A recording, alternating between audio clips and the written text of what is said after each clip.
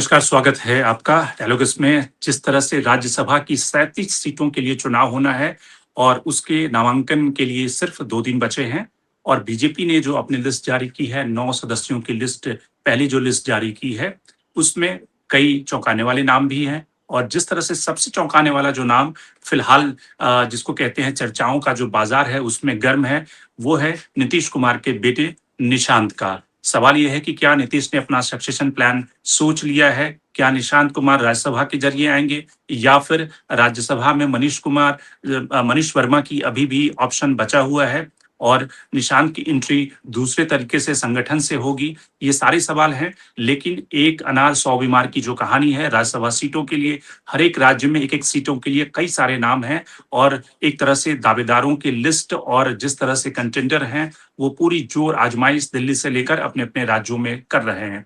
BJP की जो list है, उसमें जो नाम घोषित हुए हैं, उसमें संजय भाटिया जो करनाल से जिनका टिकट कटा था और उन्हें राज्यसभा दिया गया है। इसके अलावा मनमोहन सामल जो उड़ीसा से बीजेपी के स्टेट प्रेज़िडेंट रहे हैं और उड़ीसा में बीजेपी का कमल खिलाने में इनका एक बड़ा योगदान माना जाता है। वैसे ही राहुल सिन्हा की राज्यसभा की ज़रिए यानी कि स्टेट प्रेज़िडेंट जो पश्चिम बंगाल में रहे हैं पहले, उनको भी राज्यसभा का टिकट दिया गया है। इन सारे जो जिन्हें टिकट मिला है और जो बाकी राज्यों के कंटेंडर हैं, उन सबको भी हम समझते हैं, जानते हैं कि किन राज्यों में किनकी दावेदारी है और क्या उन्हें मिल सकता है राज्यसभा का टिकट। हमारे साथ 2 मेहमान हैं, शेखर अय्यर सीनियर जर्नलिस्ट और सुनील शुक्ला साहब सीनियर जर्नलिस्ट हैं, जो कि बता रहे हैं कि किस तरह से अलग-अलग राज्यों में क्या कैलकुलेशन है, किसको राज्यसभा की टिकट मिल सकती है। एक सीट के लिए महाराष्ट्र में किस तरह से जो गठबंधन है कांग्रेस और शरद पवार और इसके अलावा उद्धव ठाकरे के बीच में ठनी हुई है। तो सबसे पहले शिखर अय्यर आपसे शुरुआत करते हैं कि जो 9 नाम बीजेपी की जो लिस्ट के आए हैं, उसमें आपको कोई चौंकाने वाला नाम लगता है या फिर लगता है कि जो जिस तरह से प्रधानमंत्री और बीजेपी का संगठन नए-नए लोगों को मौका देता रहा है, उसके तहत ही ये सारे नाम आए हैं जिसमें कि लक्ष्मी वर्मा जो छत्तीसगढ़ से जिन्हें टिकट मिला है, वैसे ही राहुल सिन्हा, संजय भाटिया या फिर शिवेश कुमार और बीजेपी के प्रेज़िडेंट जो नितिन नवीन हैं, इन सबको राज्यसभा का टिकट दिया गया है। पहली प्रतिक्रिया क्या है आपकी?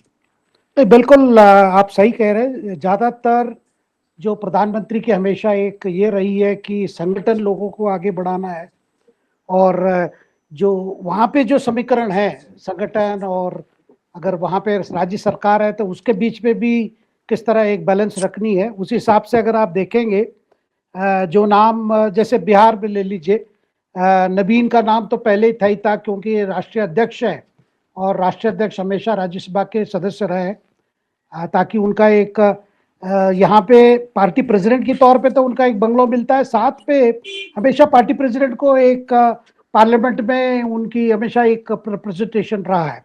और साथ में शिवेश कुमार की जो बात की है वो संगठन, जैसे आपने कहा, वो संगठन के ये रहे हैं, एक ऑर्गेनाइजेशन काफ़ी उनका स्टेट लेवल पे ये रहा है।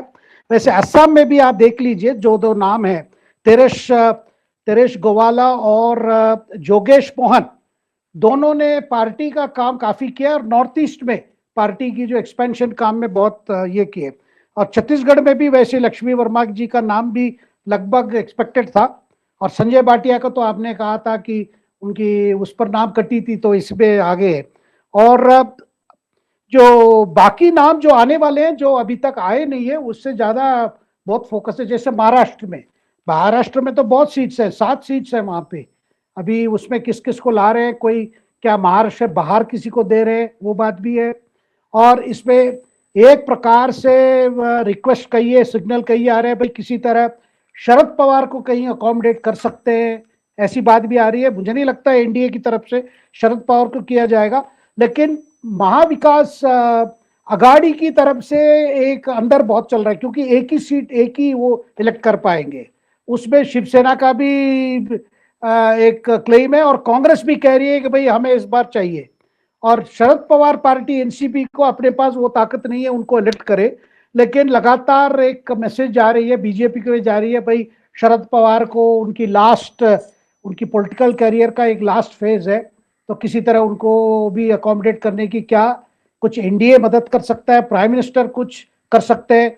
अगर इससे ना हुआ तो नॉमिनेटेड कैटेगरी ला सकते, ये बात भी चल रही है।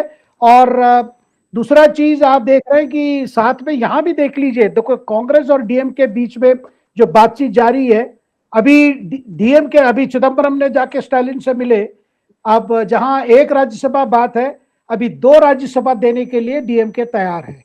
उसमें वो भी क्योंकि ऑलरेडी वो 3 नाम दे चुके हैं, जो जो डीएम के जो इलेक्ट कर सकता है 4, उसमें से 3 नाम तो अनाउंस कर चुके हैं, 1 खाली रखे, और एडीएम के भी 1 को दे सकता है, 2 को दे सकता है, 1 का तो लगभग तय है, वो पीएमके के रामदास को देंगे क्योंकि वो गठबंधन में आए हैं, तो उनको अनबुमणि रामदास जो पहले केंद्र में मंत्री थे, एनडीए में थे, वो आएंगे।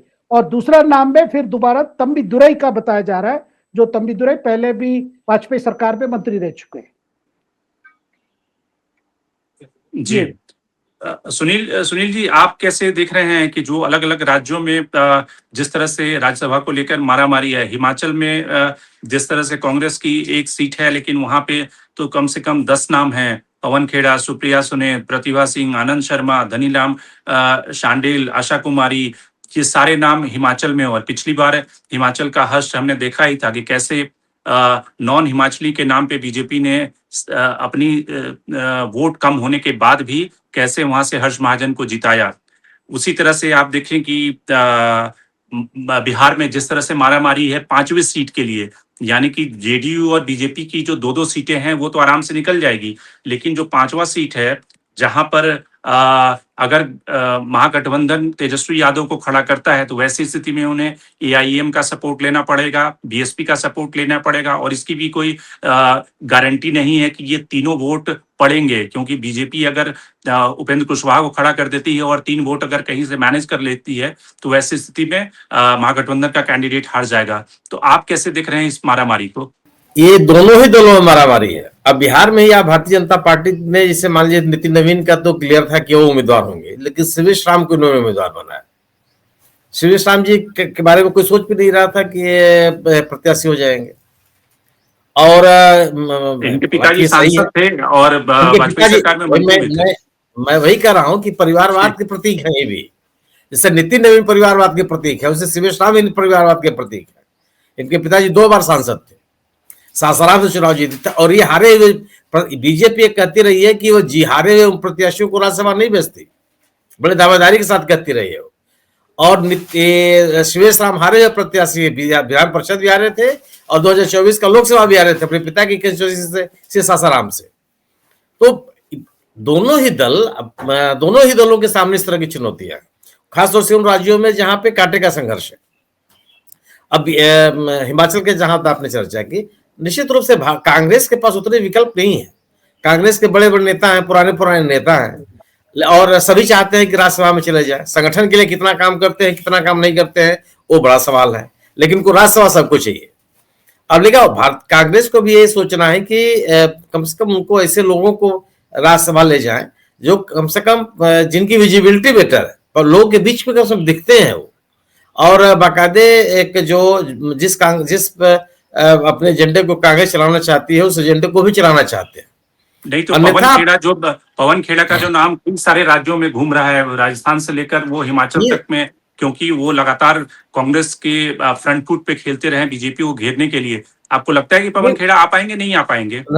मुझे नहीं लगता, बिल्कुल मुझे नहीं लगता। सवाल है ना कि आपका हर तरह के नेता होते हैं ना, आपके पास कुछ तो जनाधार हो, आपके आने से उस राज्य विशेष में कुछ तो पार्टी को फायदा हो।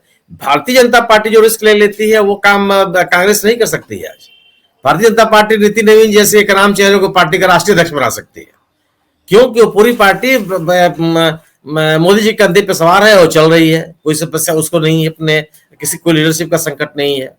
लेकिन कांग्रेस के सामने तो ऐसे चेहरे चाहिए जिनके पास जनाधार हो, जो पार्टी को विस्तार दे सके, कुछ लोगों को जोड़ सके, कुछ नए एक पार्टी के प्रति का आकर्षण पैदा कर सके। जमीनी स्तर पर भी आप सक्रिय नजर आते हो।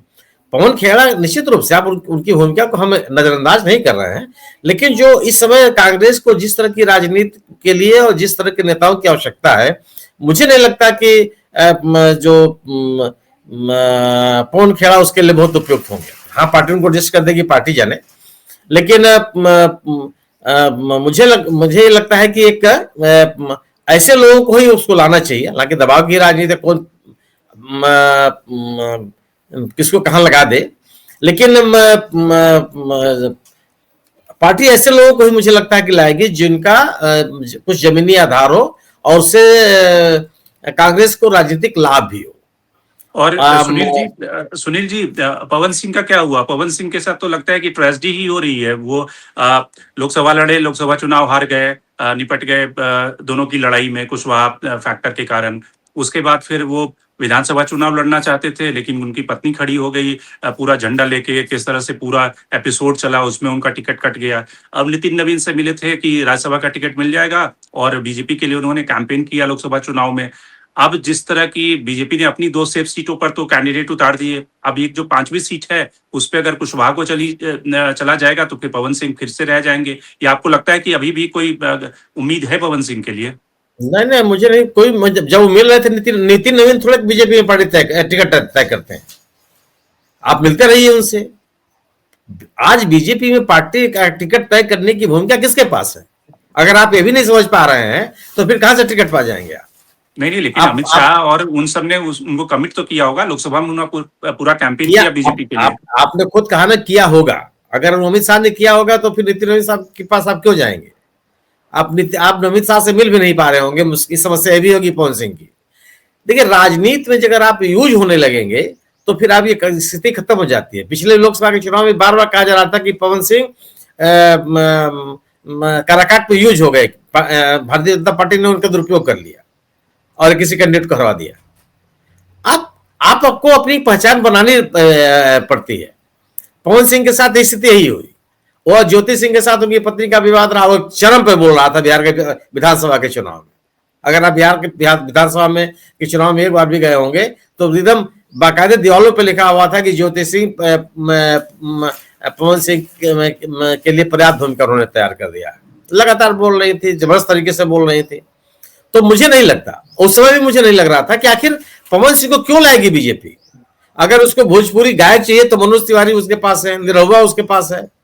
ठाकुर राजनीति करने के लिए लोग चाहिए, भूमिहारों की राजनीति करने के लिए लोग चाहिए, पंडित जी लोगों की राजनीति करने के लिए चाहिए, उसके लिए बड़े बड़े चेहरे हैं बिहार में। तो आखिर पवन सिंह क्यों, किस बात के लिए?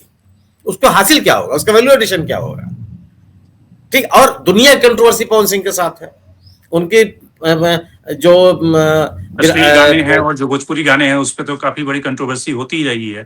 मैं कह रहा हूं उनकी पत्नी को लेकर के दुनिया की बाकायदे जो छत्ती बिरादरी है में है उसमें मतभेद है। उनको लेकर के ढेर सारे लोग उनसे नाराज रहते हैं। तो आखिर मिलता क्या बीजेपी को, क्यों लेकर करके आएंगे आप? बीजेपी कम से कम आज इस सिस्टम तो नहीं है ना कि किसी भी तरह से किसी को एडजस्ट कर दे। उसको तो अपने टर्म्स कंडीशंस तय करने हैं। आज उपेंद्र कुशवाहा सेफ सीटों पे क्यों नहीं आ पाए? वो डिक्टेट कर रही है उपेंद्र कुशवाहा को बीजेपी कि अपनी पार्टी को मर्ज करो, हम अपना आइडेंटिटी नहीं रहने देंगे। बाकायदे लगातार इसकी चर्चा हो रही है। और एक बात उपेंद्र कुशवाहा एक कंट्राडिक्टर उसका नहीं कर पाया कि नहीं हम अपनी पार्टी का मर्जर करने पर कोई दबाव नहीं है। मैं नहीं कहता कि जो मीडिया रिपोर्ट छप रही है वो बिल्कुल सही है, लेकिन अगर अब ये मीडिया रिपोर्ट्स लगातार कही जा रही, बिहार में आम चर्चा है कि उपेंद्र कुशवाहा के ऊपर दबाव है कि आप पार्टी के मर्जर के लिए।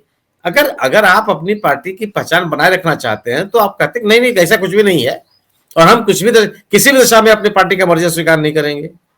अगर आप निर्भर हो गए हैं बीजेपी के ऊपर अपनी चुनावी जीत के लिए, अपने परिवार को राजनीति में स्थापित करने के लिए, अपने बेटे को राजनीति का उत्तराधिकार सौंपने के लिए, स्वाभाविक सी बात है कि आप बीजेपी से डिक्टेट होंगे। और बीजेपी क्यों समझो आपको स्वीकार करने जाएगी? बिल्कुल। जी शेखर, आप बताएं कि जो निशांत की जो एंट्री की बात हो रही है, तो आपको क्या लगता है कि नीतीश कुमार उम्र के जिस पड़ाव पे हैं और जिस तरह से बीजेपी भी चाहती है कि बिहार में अगर उनका स्टेक बना रहे तो उसमें कहीं ना कहीं एक सक्सेशन प्लान हो ताकि जो नीतीश कुमार का 16% का वोट बैंक है उसका उससे फायदा मिलता रहे। तो अब नीतीश कुमार इस बात के लिए तैयार हो गए, क्योंकि आज जेडीयू के जो तमाम मंत्री ने एक के बाद एक, जिस तरह से विजय चौधरी ने स्टेटमेंट दिया, श्रवण कुमार जो उनके काफी करीबी मित्र हैं उन्होंने स्टेटमेंट दिया, तो उससे एक तरह से लगता है कि निशांत कुमार की एंट्री अब एक नीतीश के सक्सेशन प्लान के तहत उनकी एंट्री हो रही है, भले राज्यसभा मिले या फिर संगठन में एंट्री हो। बहुत सारे लोग तो ये कह रहे हैं कि राज्यसभा भी उन्हें दे दिया जाएगा। जो 2 सीटें हैं, एक रामनाथ ठाकुर आएंगे और दूसरी सीट पे निशांत भी आ सकते हैं। बिल्कुल, देखिए भारतीय जनता पार्टी नेतृत्व यही चाहती है कि निशांत को इसी समय एंट्री करा दे, क्योंकि देखिए नीतीश कुमार जी को स्वास्थ्य को लेकर भी कई बातें कही जा रही है कि आगे क्या होगा, कितना दिन मुख्यमंत्री रहेंगे।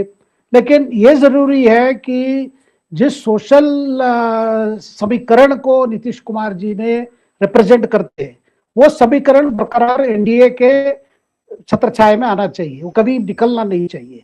तो यही समय है जो बार बार प्रधानमंत्री कहते हैं, यही समय सही समय है। तो अभी से अगर उनको ये अपने ये में ले लेंगे तो आगे, और जनता दल यूनाइटेड में भी यही सोच चल रहा है, ज्यादातर यही चल रहा है भाई नीतीश कुमार जी पता नहीं कितना दिन रहेंगे मुख्यमंत्री, स्वास्थ्य कारण से ज्यादातर। तो इसको लेकर अभी से अगर तैयार कर दे, ये मैं नहीं कह रहा हूं कि नीतीश के बाद निशांत ही बनेंगे उस जगह पर, ये बात नहीं है, लेकिन उस वर्ग को अभी से ही साथ में रखना है, कोई मौका नहीं देना है जिसपे ये होगा। क्योंकि जो हालातें बन रही है बिहार में, जो राजनीतिक परिस्थिति है, जिसपे आप देख रहे हैं आरजेडी की हालत क्या है, आरजेडी के अंदर क्या हो रहा है, तो ये सब देखकर मुझे लगता है कि अभी से तैयार कर रही है बीजेपी कि नेक्स्ट जनरेशन जो कुर्मी लीडरशिप आएगी। अपने पास कई नेता आ रहे हैं, लेकिन वो चाहते हैं कि जेडीयू को अभी साथ रखना है, ये बड़ी बात है। अनिवेश जी, और आपको लगता है कि जो महाराष्ट्र में जो लड़ाई है उसमें जिस तरह से सुप्रिया सुले ये चाहती हैं कि एक तरह से उनकी लेजिटिमेसी या फिर उनका जो संगठन है उसमें शरद पवार को वो सीट मिल जाए, हालांकि शरद पवार अभी भी एलिंग है, या फिर जिस तरह से शिवसेना क्लेम कर रही है कि वो अपने कैंडिडेट को भेजेंगे, शिवसेना की सीट है, आपको लगता है कि दोनों के बीच में कोई सामंजस्य निकल आएगा और शरद पवार फाइनली रिटेन रहेंगे राज्यसभा में? देखिए कांग्रेस भी दावा, उस पर कांग्रेस का भी दावा है, वहां पे एक सीट को लेकर कांग्रेस का भी दावा है कि भाई कांग्रेस इस बार कह रही है नहीं हमें चाहिए इस बार। अब कांग्रेस की भी दावा क्लेम है, उसमें शिवसेना का भी है और ये है। और सुप्रिया सुले की तरफ भी एक मैसेज मैं जो सुन रहा हूं कि एनसीपी जो शरद पवार की पार्टी का सिग्नल प्रधानमंत्री की ओर भी है, भाई अगर यहां नहीं हो रहा तो कम से कम नॉमिनेशन में ले लीजिए। देखिए ये अभी सुनेत्रा पवार उप मुख्यमंत्री बनने के बाद कोई मर्जर की अभी तो ज्यादा स्कोप नहीं है, और लेकिन शरद पवार को किसी तरह वहां अगर, क्योंकि सुप्रिया सुले अभी देख रहे हैं कि सामने कि वो भी चाह रहे हैं कि भाई अपने पार्टी में अगर मर्ज होता तो वो भी एनडीए में आ जाते। देखिए एनसीपी पार्टी वो अजीत पवार की हो या शरद पवार की हो, वो सत्ता से जुड़ा हुआ पार्टी है, मतलब बिना पावर वो कोई राजनीति में, मतलब उनकी राजनीति हमेशा रही है, कोई विपक्ष की राजनीति नहीं है, सत्ता से जुड़ा हुआ राजनीति है। तो ऐसे समय में सुप्रिया सुले का भी यही सिग्नल रहेगा, भाई ज्यादातर अगर इस बार नहीं हो पाएगा तो यही चाहेंगे भाई नॉमिनेटेड कैंडिडेट में ले लीजिए। क्योंकि देखिए यही बात कर्नाटका में भी है, कर्नाटका में भी अभी रिटायर हो रहे हैं आपके देवगौड़ा जी, और जनता दल सेकुलर के पास उतना संख्या नहीं है कि वो उनको सेलेक्ट करें। वहां भी मैंने सुना अभी देवगौड़ा जी भी प्रधानमंत्री से मिलके गए थे। ये मतलब कहने की बात यही है कि भाई आप देख लीजिए ये मेरा लास्ट फेज है। तो अभी प्राइम मिनिस्टर को ही तय करना है कि देवगौड़ा को भी बीजेपी कोटा से किसी, और देवगौड़ा के केस में भी देखिए उनकी समुदाय बड़ा इंपॉर्टेंट है, वकलीगा, बिल्कुल वकलीगा समुदाय बीजेपी के लिए बहुत इंपॉर्टेंट है, क्योंकि बीजेपी में देवगौड़ा के जो स्तर पर, मतलब उस लेवल पे कोई वकलीगा लीडर नहीं है, ज्यादातर लिंगायत पार्टी माना जाता है। तो वहां भी एक पॉलिटिकल डिसीजन होगा जो प्रधानमंत्री लेंगे। और आपने जिक्र किया पवन खेरा वगैरह वगैरह, राहुल गांधी के पास एक लिस्ट है जिनको वो चाहते हैं राज्यसभा ले आए, ताकि जो शाउटिंग पावर जो है कांग्रेस पार्टी को लोकसभा में, वो राज्यसभा में नहीं है। तो उनके लिस्ट में तो कई लोग हैं, सुप्रिया श्रीनेत भी हैं, कि वो चाहते हैं कि ये जो, क्योंकि हमेशा क्या हो रहा है कि बब्बर शेर है जिसको राहुल गांधी बार बार कहते हैं, बब्बर शेर वो बब्बर शेर टाइप चाहते हैं।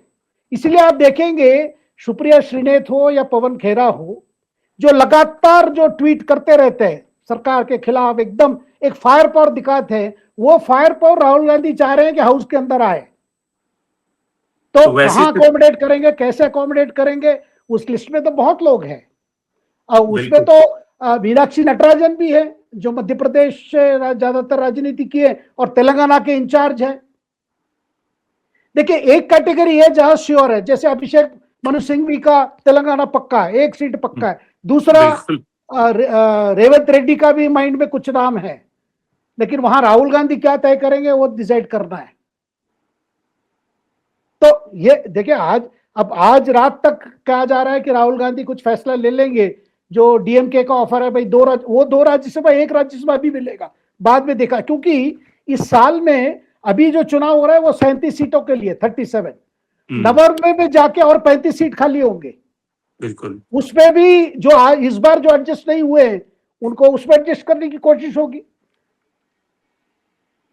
तो फिलहाल आप कह रहे हैं कि अभिषेक मनु सिंघवी का पक्का है, बाकी जो लोग हैं अपनी जो आजमाइश कर रहे हैं। छत्तीसगढ़ से जो नाम है कांग्रेस में, उसमें तो भूपेश बघेल भी चाहते हैं कि उन्हें भी राज्यसभा मिल जाए, टीएस सिंहदेव भी चाहते हैं, दीपक बैज से लेकर कई सारे नाम हैं। आपको लगता है इनमें से किसी की लॉटरी खुलेगी या फिर?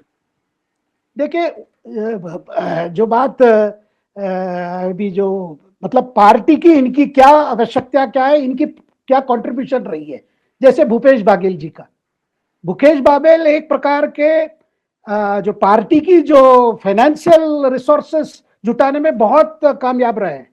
वो मुख्यमंत्री ना रहते हुए भी काफी पार्टी के लिए मदद किए। तो ऐसे लोगों को ये करना है। बीच में ये भी हम सुन रहे थे राजस्थान में अशोक गहलोत भी इंटरेस्टेड हो सकते हैं, क्योंकि देखिए अभी मल्लिकार्जुन खड़गे जिनका टर्म खत्म हो गया है, अब खड़गे चाहते हैं कि जो कर्नाटका में चल रहा है सिद्धरामैया वर्सेस डीके शिव कुमार, उनकी अंदर भी एक इच्छा है, क्योंकि कर्नाटका में कांग्रेस की तरफ से कभी दलित सीएम नहीं बने। वो चाह रहे हैं कि अगर इन दोनों के बीच में मुझे भी एक चांस दिया जाए। जब सिद्धरामैया सरकार में ही जो अभी होम मिनिस्टर है परमेश्वरा, वो भी दलित है, वो चाहते हैं कि उनकी टर्न लग जाएगी सीएम बनने की। तो अगर ऐसा कुछ होता है तो खड़गे का अपनी इच्छा होगा कि वो कर्नाटक के प्रथम दलित सीएम क्यों ना बने, क्योंकि वहां भी एक असमंजस स्थिति बनी है कर्नाटक में। चीजें लगता था कि फाइनल हो गया, सिद्धरामैया कंटिन्यू करेंगे, लेकिन दोबारा वहां पे चालू हो गया। नहीं, उसमें तो ये शायद कहा गया है कि विधानसभा चुनाव के बाद डिसीजन लिया जाएगा। हाँ यही अभी, क्योंकि पहले ये, क्योंकि वो जो 2.5 साल का मामला जो सोनिया गांधी, प्रियंका गांधी, राहुल गांधी के सामने जो एक समझौता हुआ डीके शिव कुमार और सिद्धरामैया बीच में, अब सिद्धरामैया, अभी डीके शिव कुमार का अप्रोच अलग हो गया है। वो कह रहे हैं कि सिद्धरामैया तय करेंगे। सिद्धरामैया को पता है कि क्या एश्योरेंस दिया गया। अभी खेल थोड़ा दूसरा तरफ है, कोई दावा नहीं है, क्योंकि सिद्धरामैया के पास ज्यादा एमएलए उसके हैं, लेकिन वो चाहते, और प्रियंका गांधी और सोनिया गांधी का भी ये विचार है, भाई जब एश्योरेंस दिया गया डीके शिव कुमार, जो हमारे लिए बहुत मदद किए, खास करके धनराशि जुटाने में, चुनाव लड़ने के लिए कई कई राज्यों में, वो आपके भारत जोड़ो यात्रा से लेकर कई विधानसभा चुनाव में डीके शिव कुमार एकमात्र ऐसा एक सिपाही करके रूप में खड़े हैं पार्टी की। जब भी कई रिक्वेस्ट, अभी भी देखिए प्रियंका गांधी को असम इंचार्ज है, वहां डीके शिव कुमार भी लगे हुए असम में। बिल्कुल, तब कुछ ना तो आपको रिवॉर्ड देना पड़ेगा उनको, जब एमएलए ज्यादा सिद्धरामैया के पास है। जी बिल्कुल। जो अभी तक नाम आए हैं सुनील जी, उसमें आपको सबसे इंटरेस्टिंग नाम कौन सा लगा? जैसे अरुण जेटली एक शब्द इस्तेमाल करते थे, वो कहते थे आज का पंपकिन कौन है आज। तो वैसे ही जो अभी तक जो नाम आए हैं, ममता बनर्जी के जो कैंडिडेट हैं वो सबसे इंटरेस्टिंग अभी तक उन्होंने फील्ड किए हैं। जिस तरह से राजीव कुमार को उन्होंने भेजा, जिस तरह से उन्होंने बाकी जो 4 नाम चुने गए, वो काफी इंटरेस्टिंग कैंडिडेट आपको लगते हैं? क्योंकि बीजेपी के जो नाम हैं वो बीजेपी एक तरह से, जिस तरह से ऑर्गेनाइजेशन में ग्रास रूट लेवल पे जो व्यक्ति काम कर रहा है, कास्ट कोलिशन, जैसे उन्होंने शिवेश राम का चुनाव किया तो बीजेपी को दलित लीडरशिप की काफी क्राइसिस है बिहार में, तो इसलिए उन्होंने शिवेश राम का चुनाव किया। संजय भाटिया चूंकि करनाल से उनका टिकट कटा था तो इसलिए उनको एडजस्ट किया गया। तो वैसे ही बीजेपी के नामों में कोई ऐसा जिसको कहते हैं इंटरेस्टिंग कैरेक्टर नहीं है। ममता बनर्जी के चुनाव में काफी इंटरेस्टिंग लोग हैं। नहीं आप बीजेपी को भी कह रहे हैं ना, आपने बीजेपी कहा कि ग्रास रूट वर्कर, कौन ग्रास रूट वर्कर इसमें से है जो पहली बार राजनीति कर रहा है और जो दरी बिछाता रहा है पार्टी के लिए और उस पार्टी ने उसको राज्यसभा भेज दिया? सब ऐसे लोग हैं जो कहीं ना कहीं किसी न किसी तरह से जुड़े हुए हैं। यह पार्टी कहती रही है, बाकायदे कहती रही है कि हम हारे हुए उम्मीदवार को टिकट नहीं देंगे, हम नए चेहरे लाएंगे। अब वो सब तो मापदंड खत्म हो गया। प्रधानमंत्री मोदी अगर बीजेपी, वही मैं कह रहा हूं ना, जब बीजेपी इसको बर्दाश्त नहीं कर पा रही है तो बाकी दलों की बात क्यों कर रहा है? बाकी दलों की स्थिति और भी हाँ, ममता बनर्जी ने साबित किया राजीव कुमार को टिकट देके कि अगर आप उसके साथ उनके साथ हैं तो उनके आपके साथ है।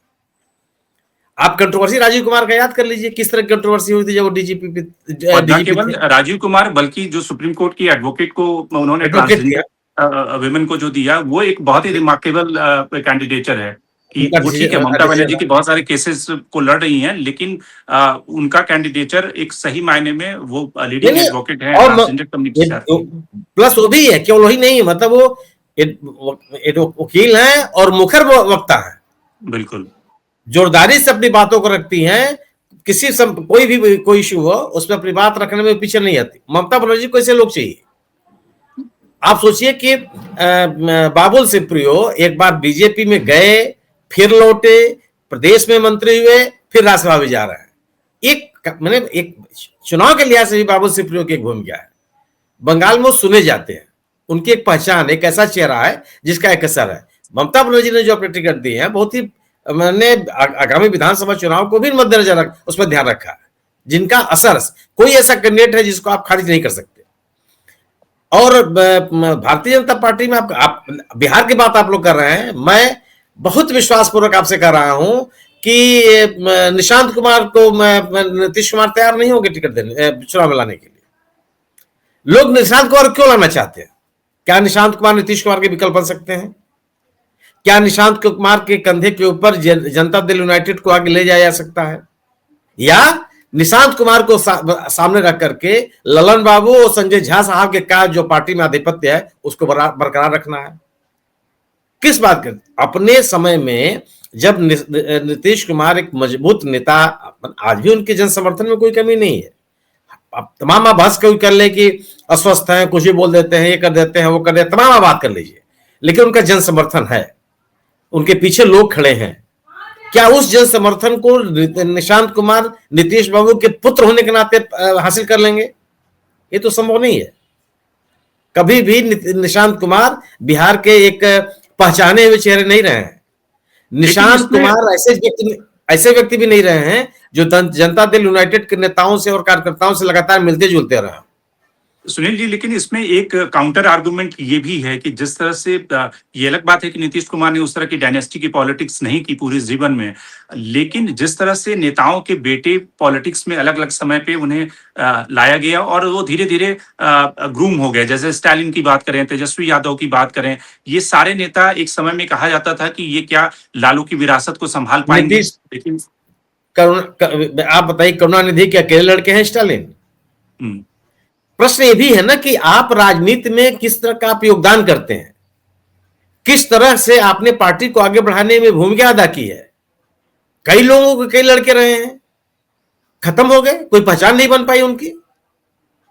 जगन्नाथ मिश्रा बहुत बड़े नेता थे, उनके पुत्र एक सामान्य विधायक बन के रखे हुए हैं और एक मंत्री बने हुए हैं बिहार में। सवाल ये होता है ना कि आप तेजस्वी यादव, तेज प्रताप यादव दो नेता हैं लालू जी के, लेकिन जो विरासत तेजस्वी को मिली, तेज प्रताप को तो नहीं मिली। तेज प्रताप बहुत फड़फड़ाते रह गए, लेकिन पार्टी का वर्कर तो उनके साथ नहीं गया। तो आप कह रहे हैं कि राज्यसभा उन्हें नहीं मिलेगा, हो सकता है कि संगठन में उनकी एंट्री हो जाए, राज्यसभा कोई किसी और को ही मिलेगा रामनाथ ठाकुर के साथ में?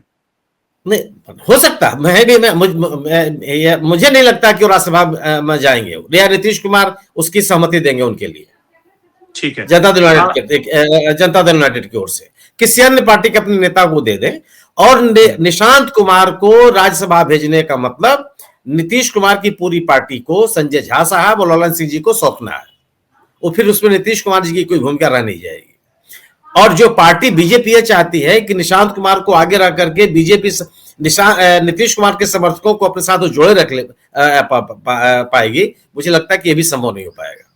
अब उस समय भी नीतीश कुमार के समर्थकों के सामने यह बेचैनी रहेगी कि कहां जाए, वो बीजेपी की राजनीति करने के साथ जाए या जो सामाजिक सशक्तिकरण या सामाजिक न्याय की राजनीति नीतीश कुमार के साथ करते रहे हैं उन ताकतों के साथ जाए।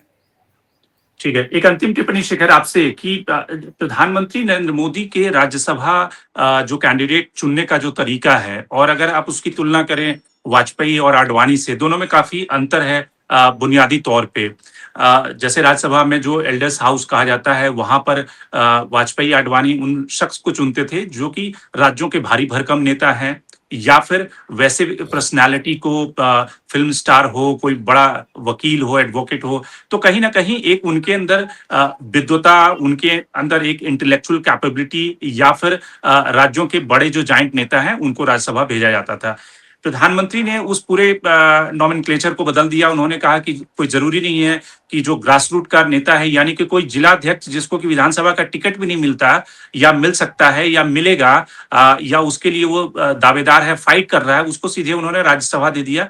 कई पिछले राज्यसभा के नॉमिनेशन में हम लोगों ने देखा कि छत्तीसगढ़ से लेके मध्य प्रदेश से बिहार में ऐसे व्यक्ति को दिया गया जो कि वहां पे विधानसभा का टिकट के लिए अभी फाइट कर रहा था। तो आपको लगता है कि बीजेपी का ये जो तरीका है, या प्रधानमंत्री का ये जो तरीका है, उसका कहीं ना कहीं डिविडेंड मिल रहा है? क्योंकि प्रधानमंत्री इसमें बिलीव करते हैं कि कास्ट कोलिशन मैसेजिंग काफी इंपॉर्टेंट है, वोट तो मोदी के नाम पे मिलता है, तो इसलिए अगर किसी पटेल को, किसी कुर्मी समुदाय के व्यक्ति को पहली बार टिकट मिल रहा है राज्यसभा का, किसी ऐसी जाति से मिल रहा है, तो उसको वो कहीं ना कहीं मार्केट कर लेंगे। बिल्कुल, देखिए वो एक और दौर था, ये एक और दूसरा दौर है। और उस दौर में ये था कि जिसने पार्टी के लिए काम किया वो या वाजपेयी जी से नजदीक हो या आडवाणी जी के, उनको मतलब चाहते हैं कि उनकी रिकॉग्नाइज करके कुछ दे दे।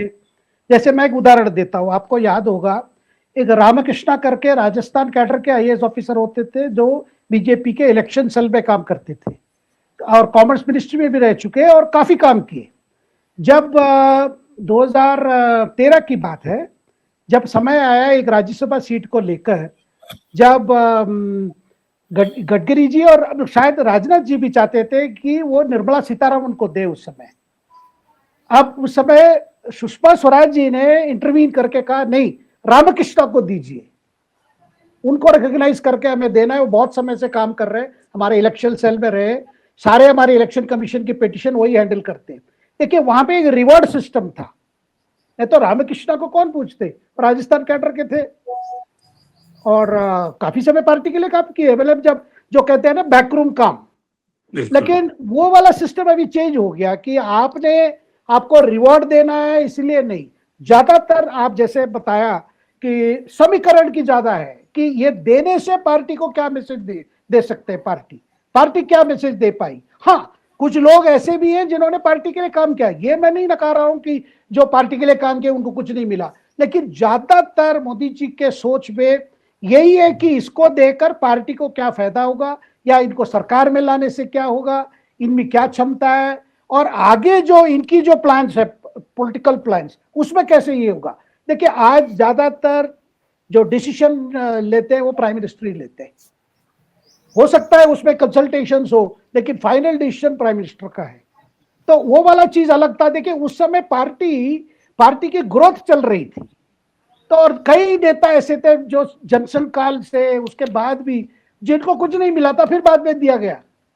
देखिए गवर्नरशिप का भी आप ले लीजिए, जो जिन लोगों को गवर्नर बनाया गया, ऐसे लोग बनाए गए, कोई मतलब जब सूची में आई तभी अच्छा इनको गवर्नर बना दिया गया, फिर उसको फिर देखते थे भाई क्यों बनाया गया, इनकी कंट्रीब्यूशन क्या रही है। मतलब कई साइलेंट वर्कर्स उस समय थे। आज ये नहीं कह रहा हूं कि साइलेंट वर्कर्स को नहीं दिया जा रहा है, लेकिन वो सारे मोदी जी के जो एक प्लान है वो कहाँ फिट होते हैं, उसके बाद ये ढूंढ के सर्च करते हैं। क्योंकि हमेशा आपने देखा होगा वाइस प्रेसिडेंट जैसे सीपीआर राधाकृष्णन लोकसभा सदस्य थे, 80 आपके 98 चुनाव में, 99 चुनाव में जो बच गए थे, जो कोयम्बतूर बॉम्ब ब्लास्ट में, उनको याद रखे। अभी फिर गवर्नर बनाए पहले झारखंड में, फिर महाराष्ट्र ले गए, फिर महाराष्ट्र के बाद अभी उपराष्ट्रपति बना दिया। किसी को पता नहीं था भाई इनके नाम उनके माइंड में चल रहा है। तो किसको रिवॉर्ड करना है, किसको क्या करना है, ये फैसला बीजेपी में आज प्रधानमंत्री ही ले रहे हैं। बिल्कुल। तो कुल मिलाकर जो बड़े सवाल हैं कि किस तरह से राज्यसभा की सीटें कम है लेकिन दावेदार बहुत ज्यादा हैं। कांग्रेस अभी भी पुराने ढर्रे के हिसाब से राज्यसभा सीटों के लिए नाम का चयन कर रही है, लेकिन बीजेपी ने अपने चयन प्रक्रिया में काफी गुणात्मक परिवर्तन किए हैं। आज की तारीख में बीजेपी जिस तरह से चयन करती है उसके पीछे कहीं ना कहीं चुनाव, यानी कि चुनाव जीतने का जो समीकरण है, चुनाव जीतने की जो स्ट्रैटेजी है, किस तरह से कास्ट कोलिशन को समृद्ध करें, किस तरह से कास्ट कोलिशन में वोट बढ़ सकें, और उस आधार पे नेतृत्व नए नामों का चुनाव करता है। तो आज के कार्यक्रम में इतना ही। शेखर, आप हमसे जुड़े, बहुत बहुत धन्यवाद। सुनील जी, आप जुड़े, आपका भी बहुत बहुत धन्यवाद। देश और दुनिया की बाकी खबरों के लिए आप बने रहिए डायलॉग्स के साथ।